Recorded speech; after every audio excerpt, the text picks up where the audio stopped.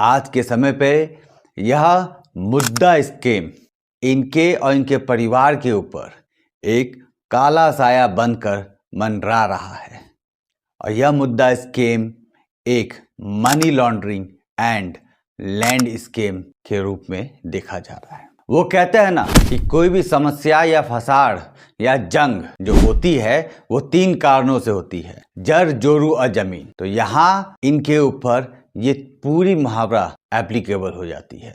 Money for the land, land for her wife, land for his wife and land itself. जड़, जोरू और जमीन। तब मामला तो बिगड़ना ही है। लोकायुक्त ने इनके ऊपर आईपीसी के तहत ये सारे सेक्शंस लगाए हैं। Section 120B criminal conspiracy, section 166 public servant disobeying law with intent to cause injury to any person, section 403 dishonest misappropriation of property, section 406 criminal breach of trust, section 420 cheating and dishonestly delivery of properties, section 426 mischief, section 465 forgery, section 468 perjury for the purpose of cheating, section 340 wrongful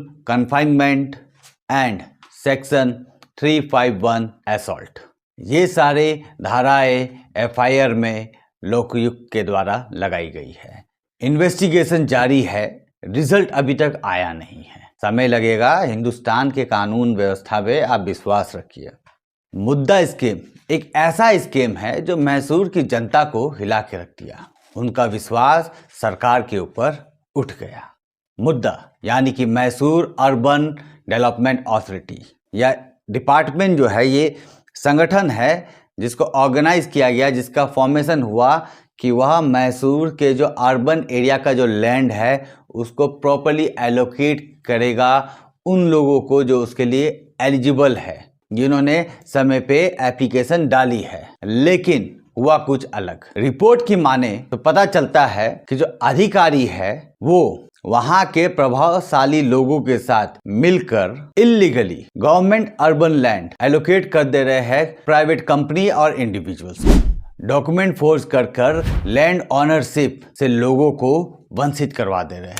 रिश्वत लिया जा रहा है property के बदले, जिसके चलते इन सभी गतिविधियों से अंत में रिजल्ट ये हो रहा है कि जो गवर्नमेंट है उसको ह्यूज फाइनेंशियल लॉस बेयर करना पड़ रहा है और साथ ही साथ जनता का आक्रोश भी देखना पड़ रहा है। अब सवाल यह होता है कि आखिरकार यह स्कीम बाहर कैसे आया। अनफोल्डिंग ऑफ स्कीम थोड़ा समझते हैं। देखिए 2018-19 में जब यह लैंड एलोकेशन स्टार्ट हुआ तो लोगों को यह एहसास होने लगा कि कुछ तो गड़बड़ है। तो वहां लोग अपने लगातार कंप्लेंट्स लेकर रजिस्टर करने लगे, एफआईआर करने लगे। उनका कहना था कि जमीन जो है लैंड एलोकेशन उनको दिया जा रहा है जो असल में एप्लीकेशन भी नहीं किए होंगे, या फिर कुछ प्रभावशाली लोग हैं जिनके चलते लैंड किसी और को चल जा रहा है। इस पूरे प्रोसेस में बिचौलिए, ब्रोकर्स लोग भी इन्वॉल्व हो चुके थे, जिसके चलते जो एक्चुअल अधिकार रखते थे, जिनका राइटफुल ऑनरशिप है,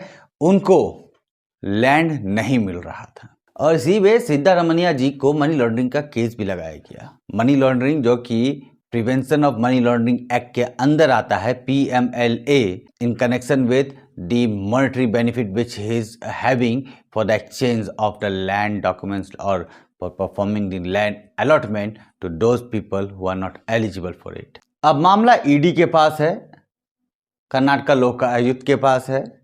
अब देखते हैं कि आने वाले समय पर हमारे आदरणीय चीफ मिनिस्टर इस मामले में अपने आप को कैसे निकालेंगे।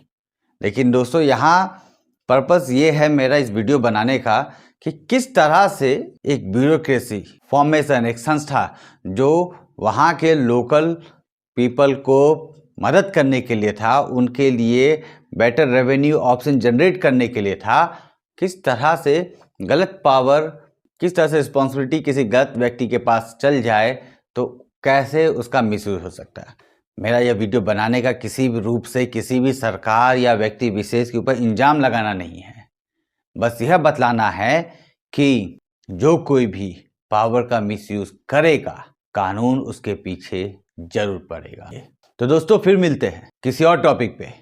अब बात करेंगे कानून के बारे में, हमारे अपने अधिकारों के बारे में, चाहे वो एम्प्लॉयर एम्प्लॉय हो, गवर्नमेंट हो, हमारे देश के हर नागरिक के बारे में जो भी कानूनी इंफॉर्मेशन हो सके मैं कोशिश करूंगा आप लोगों के लिए लेके आने की। मेरा ये प्रयत्न अगर आप लोगों को अच्छा लग रहा है तो मेरी आप सबसे सविनय विनम्र विनती है कि कृपया करके इस वीडियो को लाइक करो, अपने दोस्तों के साथ शेयर कर दीजिए और चैनल तो सब्सक्राइब जरूर कीजिएगा।